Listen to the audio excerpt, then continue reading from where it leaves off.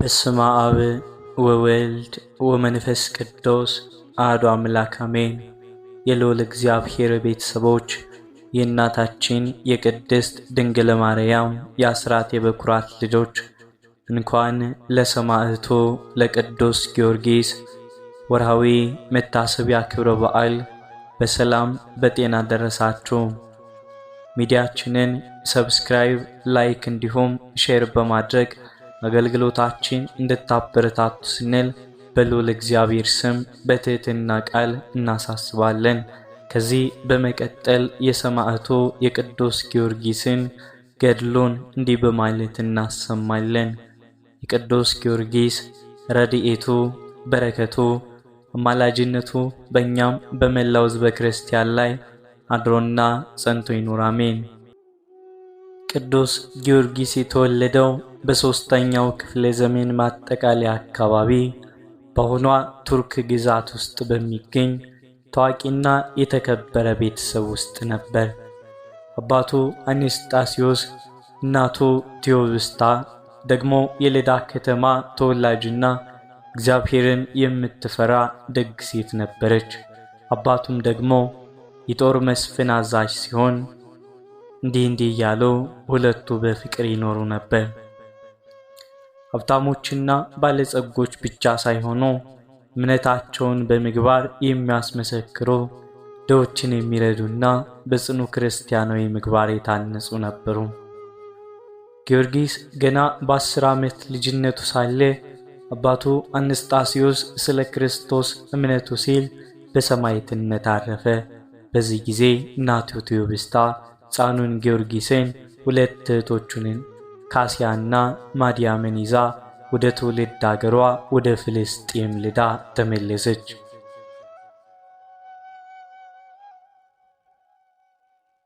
እናቱ በዚያ በሃይማኖት ትምህርት፣ በጸሎት፣ በቅንነትና በእግዚአብሔር ፍርሃት ኮትኩታ ማሳደገችው። ጊዮርጊስ ገና በወጣትነቱ የነቃ አእምሮ፣ የጸና እምነት፣ ረጅም ቁመትና እጅግ ያማረ ግርማ ሞገስ ያለው ወጣት ሆነ። አካለ መጠኑ ሲደርስ እንደ አባቱ ሁሉ ወታደራዊ አገልግሎትን መረጠ። በሮም ግዛትም በዓለም ላይ ታላቅ ኃይል የነበረበት ጊዜ በመሆኑ ጊዮርጊስ ወደ ሮም ጦር ሰራዊት ተቀላቀለ።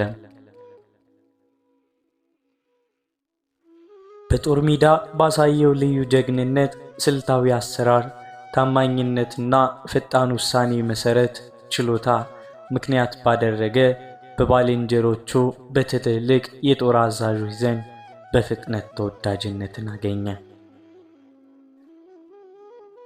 በወቅቱ የነበረው የሮም ንጉሥ ዲዮቅልጥያኖስ የጊዮርጊስን ጀግንነትና መልካም ስነ ምግባር በመመልከቶ እጅግ አደነቀው። በወጣትነቱ ገና በ20 ዕድሜው ኮሎኔል ማዕረግነትን ሰጠው። በተጨማሪ የአባቱን ግዛት ጨምሮ የፍልስጤም ገዥ አድርጎ ሾመው። በዚህ ወቅት ቅዱስ ጊዮርጊስ በዓለማዊ መመዘኛ የስልጣን፣ የሀብትና የክብር ጥግ ላይ ደርሶ ነበር። የትኛውም ወጣት ሊመኘው የሚችለውን ዝናና ምቹ ሕይወት በእጁ ነበር። ነገር ግን በልቡ ውስጥ የነበረው የክርስቶስ ፍቅርና እናቱ ያወረሰችው መንፈሳዊ እውነት ከምንም በላይ በላቀ ሁኔታ በውስጡ ይነድ ነበር።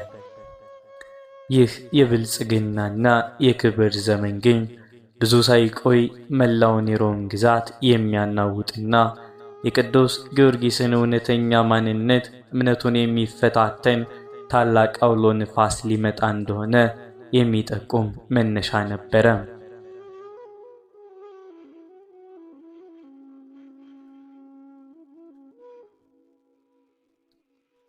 ቅዱስ ጊዮርጊስ በፍልስጤም ግዛት በታላላቅ ክብርና በፍትህ እየተጋ እያስተዳደረም ሳለ በሮም ግዛት ውስጥ የሚኖሩ ክርስቲያኖችን ሕይወት መሰረታዊ በሆነ ሁኔታ የሚቀይር አስፈሪ ድባቅም አወጀ። ንጉሥ ዲዮቅልጥያኖስ በንግሥናው ማጠቃለያ አካባቢ በዙሪያው በነበሩ ደጋፊዎቹና በአማልክት ካህናት ግፊትም በግዛት ውስጥ የሚገኝ ማንኛውም ሰው ለሮም ጣዖታት እንዲሰግድና ዕጣን እንዲያጥን የሚያስገድድ ታላቅ አዋጅን አወጣ።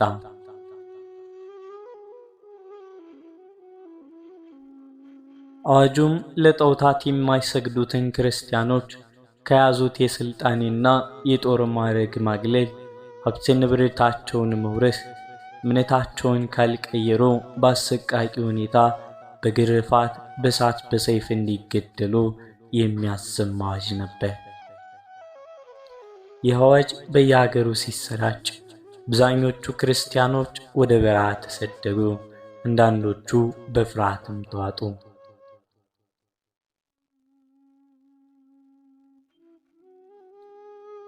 በዚያን ወቅት ወጣቱ የጦር አዛዥ ቅዱስ ጊዮርጊስ በንጉሡ ዘንድ ሊቀበል የሚገባውን ተጨማሪ የክብር ሹመት ለመቀበልና በወታደራዊ ስብሰባው ላይ ለመገኘት ወደ ሮማ አደባባይ አቅንቶ ነበር። የንጉሡን አዋጅና በምስኪን ክርስቲያኖች ላይ የሚፈጸመውን ግፍ፣ ድብደባና እንግልት በዓይኑ ሲመለከት ልቡ በሐዘንና በእግዚአብሔር ቅናት ተቃጠለ። ጊዮርጊስ በሕሊናው ተከራከረ። እኔ እውነተኛውን አምላክ እያወቅሁ እንዴት ስለ አላፊ ወርቅና የዓለም ሹመት ብዬ በክርስቶስ ፊት ክደዋለሁ? ይህ የዓለም ክብርና ሥልጣን ዛሬም አለ፣ ነገ አያልፍምን? በሚል ታላቅ መንፈሳዊ ውሳኔ ላይም ደረሰ። ወደ ቤቱ ተመልሶ የሚከተሉትን ወሳኝ እርምጃዎችን ወሰደ። የተከማቸውን ወርቅ፣ ብርና ውድ ውድ አልባሳት በሙሉ ለአባቶች፣ ለወላጅ አልባ ሕፃናትና ለድሆች አደለ። ከጎኑ የነበሩትን አገልጋዮችና ሠራተኞች ነፃ ወጣቸው። የንጉሡን የጦር አዛዥነት ልባሳትና የክብር ምልክቶችንም አወለቀ።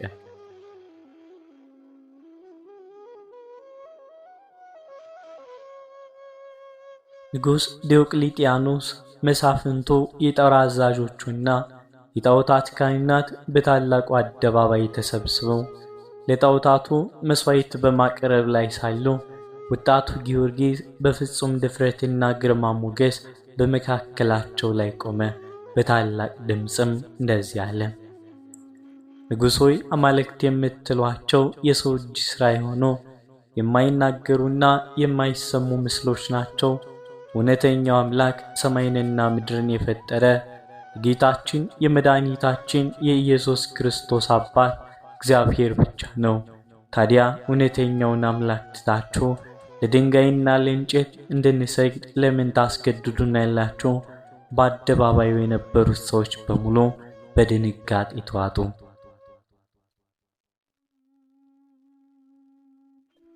ንጉሥ ዲዮቅልጥያኖስም የሚናገረውን ሰው ሲመለከት የሚወደውንና የሚያምነውን ወጣቱን የጦር አዛዥ ጊዮርጊስን ሆኖም አገኘው።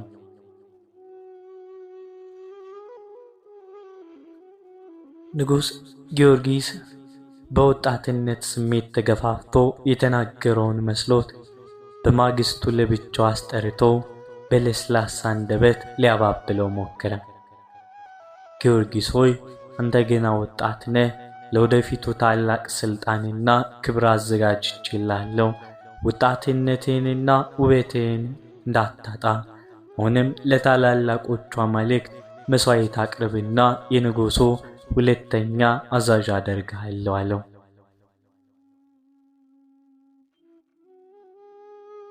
ጊዮርጊስ ግን ፈገግ ብሎ እንዲህ ሲል መለሰለት። ንጉሥ ሆይ፣ የአንተ ሀብትና ሥልጣን ከዚች ምድር ጋር ያልፋሉ። እኔ ግን የማያልፈውን የሰማይ ንጉሥ ኢየሱስ ክርስቶስን እከተላለሁ። በእርሱ ማመኔ ላላቆመም ለጣዖታትም አላጥንም። ንጉሡ የጊዮርጊስን ቆራጥነት ባየ ጊዜ ቁጣውም ነደደ። የፍቅርና የማባበል ዘመኑ አብቅቶ ቅዱስ ጊዮርጊስን ወደ አሰቃቂው የ7 ዓመታት የመከራ የጽናት ገድል የሚከተለው ትእዛዝ አስተላለፈ። ንጉሥ ዲዮቅልጥያኖስ የቅዱስ ጊዮርጊስን ውሳኔና ጽናት ባየ ጊዜ ቀድሞ የወደው የነበረው ፍቅር ወደ ታላቅ ጥላቻና ቁጣ ተቀየረ። ወጣቱን ጀግና ከእምነቱ ማናወጥ ካልቻለ ሌሎች ክርስቲያኖችን በእርሱ አርአያነት ይበልጥ እንደሚበረቱ ስላወቀ የሮም የጥበብ ዘዴዎች ሁሉ ጥቅም ላይ እንዲውሉ ትእዛዝ አስተላለፈ። በመጀመሪያም ቅዱስ ጊዮርጊስን ወደ ጨለማ እስር ቤት እንዲውሉ አዘዛቸው። እግሩን በብረት ካቴና አሰርተው በደረቱ ላይ እጅግ ከባድ የሆነ ጥልቅ ድንጋይን ጫኑበት። ቅዱስ ግን በዚያ አሰቃቂ ጭንቅ ውስጥ ሆኖ ጌታ ሆይ ጥንካሬን ስጠኝ እያለ ይጸልይ ነበር እንጂ አንድም የቅሬታ ድምፅን አላሰማም።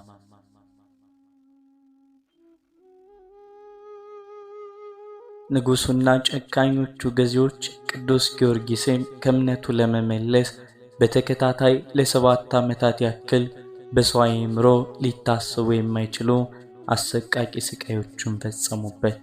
ከነዚህ ታላላቅ መከራዎች መካከል አንደኛ የእሳትና የብረት አልጋ። ቅዱስ ጊዮርጊስን በብረት አልጋ ላይ አስተኝተው ከስሩ ታች አነደዱበት። የፈላ ዘይት ቅጥራን በሰውነቱ ላይ አፈሰሱ።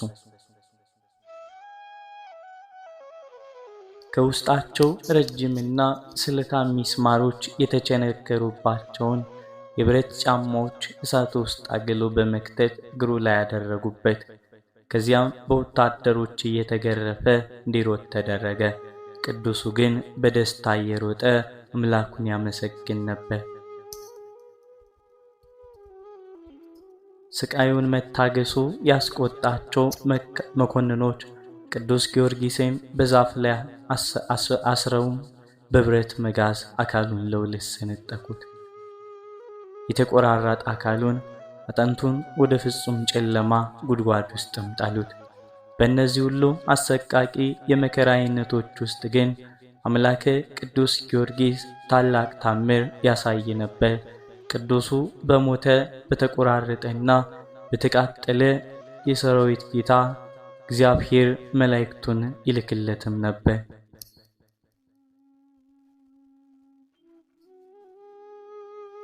ጌታችን ኢየሱስ ክርስቶስም ራሱ ተገልጾ ጊዮርጊስ ሆይ አይዞህ በርታ፣ እኔ ካንተ ጋር ነኝ፣ አትፍራ።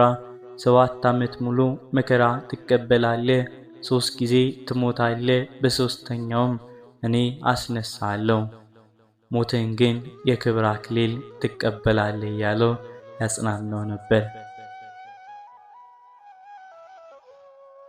በየጊዜው ቅዱስ ጊዮርጊስ ከነበረበት አሰቃቂ ቁስልና ሞት ፍጹም ጤናማ ሆኖ አካሉ እንደ አዲስ ወጣት ሆኖ ሲነሳ የሚያዩ ወታደሮችና ሕዝቦች በድንጋጤ ይዋጡ ነበር።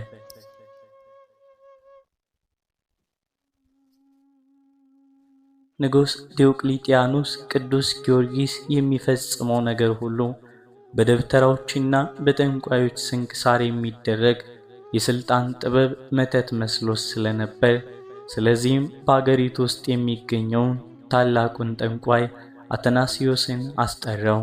አትናሲዮስም እጅግ የሚፈራ አውሬዎችንና ሰዎችን ወዲያውኑ የሚገድል ጽኑ መርዝን አዘጋጀ።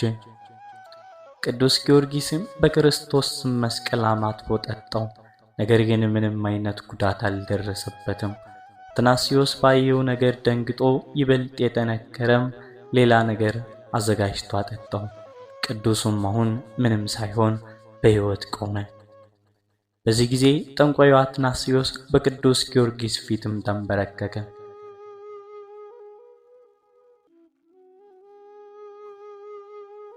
የጊዮርጊስ አምላክ ሆይ እውነተኛውና ኃያሉ አምላክ አንተ ብቻ ነህ፣ እኔንም ተቀበለኝ በማለት አመነ።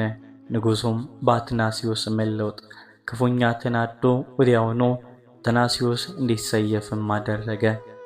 በሌላ ጊዜ ደግሞ ንጉሡና ሹማምንቱ ቅዱስ ጊዮርጊስን ለማሸማቀቅ ሲሉ በቤት ውስጥ የነበሩትን ደረቅ የ3 ዓመት እንጨቶችና ወንበሮች አምጥተው እውነተኛ አምላክ ካለ እነዚህ ደረቅ እንጨቶች ለምልመውና አብበው ፍሬ እንዲያፈሩም አድርግ አሉት።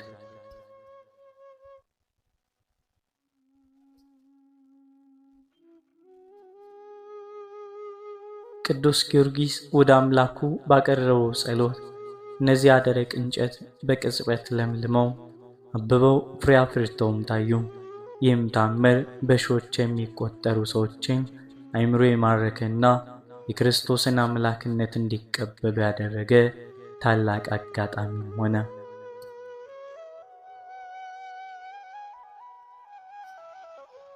በዚያ ዘመን በሊባኖስ አቅራቢያ የምትገኘው ቤይሩት የምትባል ከተማ በትልቅ መከራ ውስጥ ወድቃም ነበር። በከተማዋ አቅራቢያ በሚገኝ ትልቅ ሐይቅ ወይም ጉድጓድ ውስጥ እጅግ አስፈሪ መርዝ የሚተፋና ግዙፍ የሆነ ዘንዶ አውሬ ይኖርም ነበር። አውሬው ካፉ በሚወጣው መርዛማ ትላትል እስትንፋስ የከተማዋን አየር ይበክላል፣ ሰዎችንና እንስሳትን የሚገድል ነበር።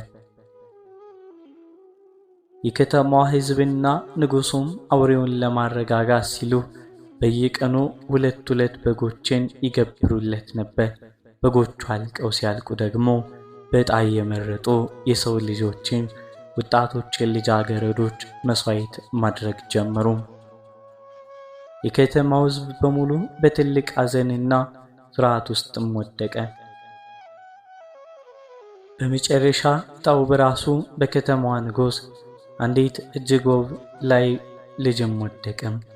ንጉሡ ሕዝቡን ቢማጸን፣ ሕዝቡ ግን የእኛ ልጆች ሲበሉ ዝማኝ፣ አሁን ደግሞ ያንተ ልጅ ተራ ነው ስላሉ ንጉሡ አዝኖና ተክዞ ልጁን አሸብርቆ አልብሶ ለአውሬው ምግበ መልካም እንድትሆን ወደ ሐይቁ ዳርቻ አምላካት። ወጣቷ ሌሊት በሐይቁ ዳርቻ ላይ ቆማ እያለቀሰችና የሞት ሰዓቷን እየጠበቀች ሳለ ቅዱስ ጊዮርጊስ በፊሊንዶች በነጭ ፈረሱ ተቀምጦ በታላቅ ግርማ ወደዚያች ቦታም ደረሰ። ቅዱሱ ሌሊቷ እያለቀሰች እንደቆመች ባየ ጊዜ አጠገቧ ደርሶ ልጄ ሆይ በዚህ ቦታ ለምን ታለቅሻለሽ? ምንስ አጋጠመሽ? ሲል ጠየቃት። ሌሊቷም ጌታ ሆይ በፍጥነት ከዚህ ቦታ ሽሽ፣ አሁን አስፈሪው ዘንዶ መጥቶ እኔንም አንተንም ይበላናል ስትል በፍርሃት መለሰችለት።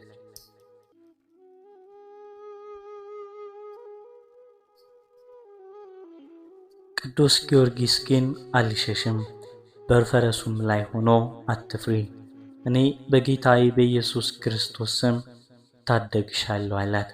በዚያኑ ቅጽበት አስፈሪው ዘንዶ ውሃውን እያናወጠ መርዙን ያዥረበረበ ያፈሰሰ ታላቅ ድምፅ እያሰማ ከሐይቁ ውስጥ ወጣ። ቅዱስ ጊዮርጊስ ምንም ሳይሸበር ወደ ምስራቅ ዙሮ ጸለየ። በመስቀል ምልክት አየሩን አማተበ። ከዚያም በጽኑ እምነትና ኃይል ፈረሱን ወደ ዘንዶ አስገድዶ በእጁ በያዘው ጦር የዘንዶውን ጉሮሮ አንገቱን ወጋው። ወዲያውኑም ዘንዶው ወድቆ በምድር ላይ ተዘረረ። ቅዱስ ጊዮርጊስ ሌሊቷን የወገብሽን መቀነት ፍችና በዘንዶ አንገት ላይ ሰሪው አላት። አውሬውም እንደ የዋህ በግ ተከተላት። ወደ ከተማዋ አደባባይ የጎተተች አመጣቸው። የከተማው ሕዝብና ንጉሡ ባዩት ነገር እጅግ ደነገጡ። ቅዱስ ጊዮርጊስ ግን አትፍሩ፣ ዛሬ ያዳናችሁን እውነተኛውን አምላክ ኢየሱስ ክርስቶስን እመኑም አላቸው። ዘንዶውንም በሰይፉ ገድሎ ጣለው። በዚያ ቀን የከተማው ንጉሥ ልጁና ከ20 ሺህ በላይ የሚሆኑ የከተማው ሕዝቦች በክርስቶስ አምነው ተጠመቁ። ቅዱስ ጊዮርጊስ በሌላ ጊዜ ደግሞ በንጉሡ ትእዛዝ ወደ አንዲት ድሃ ምስኪን ሴት ቤት እንግዶች እንዲቀበሉ ተላከ። ሴቲቱ የምትበላው ምንም አልነበራትም። አንድ የታወረና ደንቆሮ የሆነ ልጅም ነበራት። ቅዱስ ጊዮርጊስ ወደ ቤቷ በገባ ጊዜ ወደ እግዚአብሔር ጸለየ። በቤቷ ውስጥ የነበረው ደረቅ ምሰሶ ወዲያውኑ ለምልሞ ቅጠል አውጥቶ ፍሬ አፍርቶ ማዕድም ሆነ። ሴቲቱ በታላቅ ድንጋጤ ደስታ ተመልታ ጌታዬ ሆይ ይህ የታወረው ልጄ እንዲያይልኝ አድርግልኝ ስትል ለመነችው። ቅዱስ ጊዮርጊስ በልጁ ዓይን ላይ በመጸለይ አየሩን ሲባርከው ዓይኑን ሲባርከው ልጁ ወዲያውኑ ዓይኑ መናገር ማየትም ቻለ። ንጉሥ ዲዮቅልጥያኖስ ቅዱስ ጊዮርጊስን በብዙ መንገድ ቢፈትነውም ሊያሸንፈው ስላልቻለ መጨረሻ ላይ ወደ ጣዖት ቤት ወስዶ በመደለል ለማሳመን ሞከረ።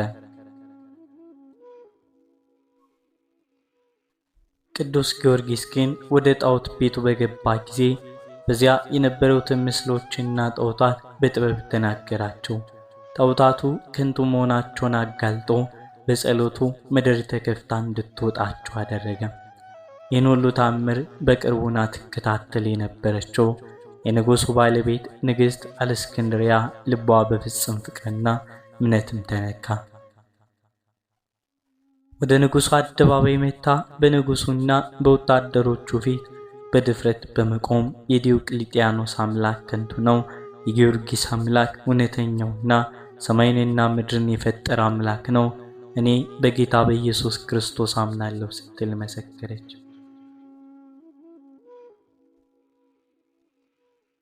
ንጉሥ ዲዮቅልጥያኖስ በገዛ ሚስቱ ማመን እጅግ ተበሳጨ።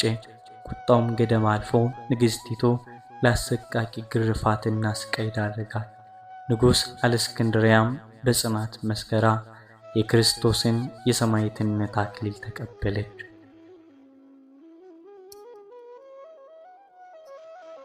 የንጉሥ ዲዮቅልጥያኖስ ባለቤት ንግሥት አለስክንድርያ በቅዱስ ጊዮርጊስ አምላክ አምና በሰማዕትነት ካረፈች በኋላ ንጉሡ ፍጹም ተስፋ ወደ መቁረጥ ደረሰ።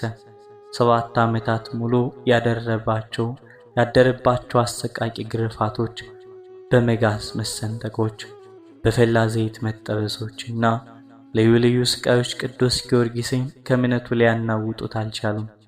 እንዲያውም በእርሱ ጽናትና በታምራቱ ምክንያት በሺዎች የሚቆጠሩ የሮም ወታደሮች፣ መኮንኖችና የከተማው ሕዝብ ጣዖታትን እየተዉ ወደ ክርስቶስ እምነት ተመለሱ።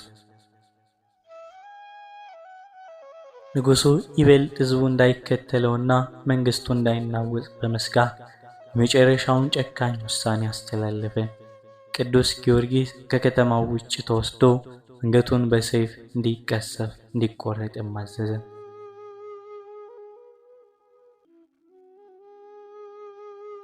ቅዱስ ጊዮርጊስ የሞት ፍርድ እንደተፈረደበት በሰማ ጊዜ ከቅጣት ይልቅ ታላቅ ደስታ በፊቱ ላይ ታየ። ለ7 ዓመታት ያክል ሲናፍቀው የነበረውን ከወዳጁ ከኢየሱስ ክርስቶስ ጋር የሚያገናኘውን የሰማዕትነት አክሊል የሚቀበልበት ቀን እንደደረሰ አወቀ። ጭካኔ በተሞላቸው የሮም ወታደሮች ታጅቦ ወደ መሰየፊያው ቦታ ሲጓዝ ፊቱ እንደ መላእክት ያበራ ነበር። በመንገድ ላይም አብረውት የሚያለቅሱትን ሕዝቦች ደቀ መዛሙርቱን አታልቅሱልኝ፣ እኔ ወደ ሰማያዊ ንጉሥ ወደ ጌታ ኢየሱስ ክርስቶስ ሄዳለሁና ደስ ይበላችሁ እያለ ያጽናናቸው ነበር።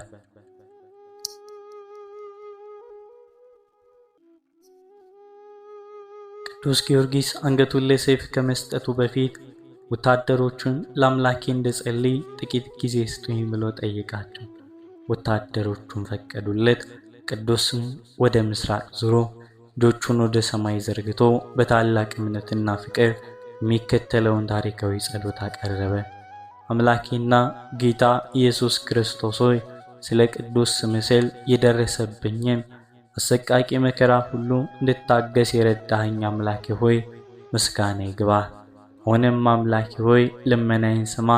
ስሜን የሚጠሩበትን መታሰቢያዬን የሚያደርጉትን በስሜ ድሆችን የሚያጠግቡትንና የተራቡትን የሚያበሉትን በስሜ የተገነቡ ቤተ ክርስቲያኖች የሚያስቡትን በስሜ የሚማጸኑትን ሁሉ ከእስራት፣ ከበሽታ፣ ከወረርሽኝ፣ ከድንገተኛ አደጋ አድናቸው።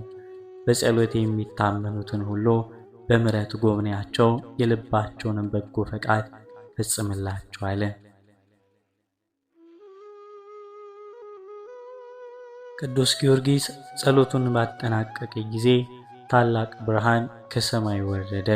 የዓለም መድኃኔዓለም ኢየሱስ ክርስቶስ ከመላእክቱ ጋር ተገልጾ ለቅዱስ ጊዮርጊስ እንዲህ ሲል ታላቅ ቃል ኪዳን ገባለት። ወዳጄ ጊዮርጊስ ሆይ 7 ዓመት ሙሉ ስለ እኔ የተቀበልከውን መከራ አሰብኩ። በጸሎት የለመንከውን ሁሉ አደርግልሃለሁ።